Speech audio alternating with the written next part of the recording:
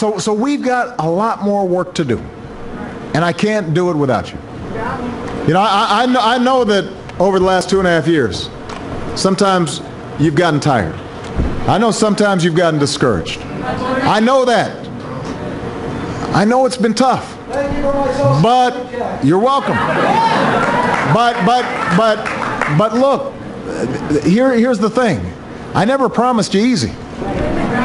If you wanted easy, you wouldn't have campaigned for Barack Hussein Obama.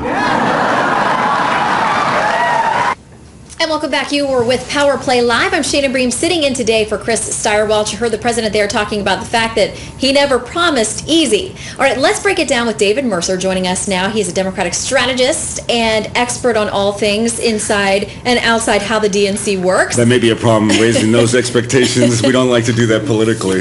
All right, well, let's talk about the remarks. I mean, the president has definitely taken a specific tone over the last week or so, saying, listen, we need you to get in the trenches. We need you to work. Get on your marching boots. This is really hard. I need everybody to stop whining and get on board. It's not going over well with everybody, but obviously the president feels like this is the message he needs to be sending right now. And he's right. And I think what we see the president doing is going to his base and saying, look, we've gotten a lot of things done, a lot of things accomplished. Now we got to get in the trenches, as you mentioned, and we have to see this through to the end so that we can continue on the course for another 4 years. And then he's going to come back here and push through that jobs bill, either separate elements of it, or which a lot of Republicans agree with, or going with the whole package. So he's setting the stage. He's raising money, which we'll see is a vote of confidence with regard to the base, and coalescing to make sure that no doubt or no stone is left unturned as he builds the foundation to launch his efforts for re-election. Let's talk about some of those groups that we tend to think of being part of the Democratic base. I mean, some in the Hispanic community have said, listen, we wanted immigration reform. You promised us that. You've made us all kinds of promises. We haven't gotten there yet on that. The gay and lesbian community obviously has to be very happy that Don't Ask, Don't Tell has been repealed, but they wanted much more of this administration. So you hear several different groups coming forward saying, we supported you in 2008 because we thought we were going to get all this other stuff done. It's not happened yet. Why should we give you a second term? Going also to this won't be easy. You just listed a litany of issues that need to be tackled and addressed, and for various communities in America at large, especially the economy. And as you mentioned, the gay and lesbian community did get Don't Ask, Don't Tell. We also see efforts at the DREAM Act, which was held hostage back during the lame duck session as the president. Holding it hostage wouldn't have called it that. Well, that may be correct. But that's where you're coming from. Okay. Got it. But the thing that's telling, and goes to this weekend in Florida at the GOP debate and straw poll, is look what happened to Perry, when Romney raised the issue of immigration. So let's not fool ourselves, and I think it presents a great foil in contrast for the president. And look at the efforts I've taken on your behalf, and look at how they will obstruct any effort as they are disqualifying Perry with regard to his immigration policy. Now, he gave quite a spirited, passionate speech at the CBC Congressional Black Caucus over the weekend.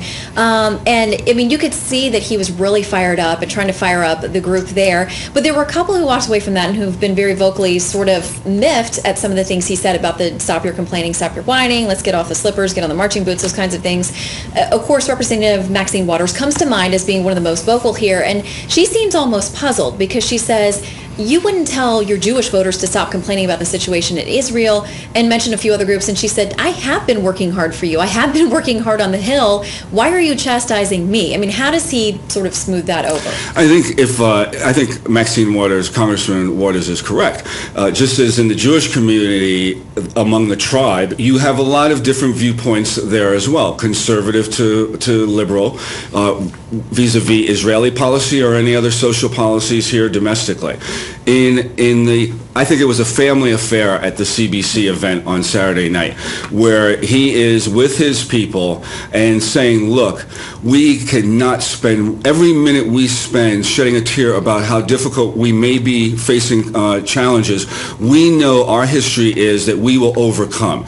And he was saying, look, just as a reminder, we have got to keep this beat going, and we have to take to action in seeing not only the jobs bill forth for those in America at large, but also for our community and addressing the, as we know, 16% unemployment rate among the black community. And I'm asking you a little bit about who he may face next year in the 2012 race.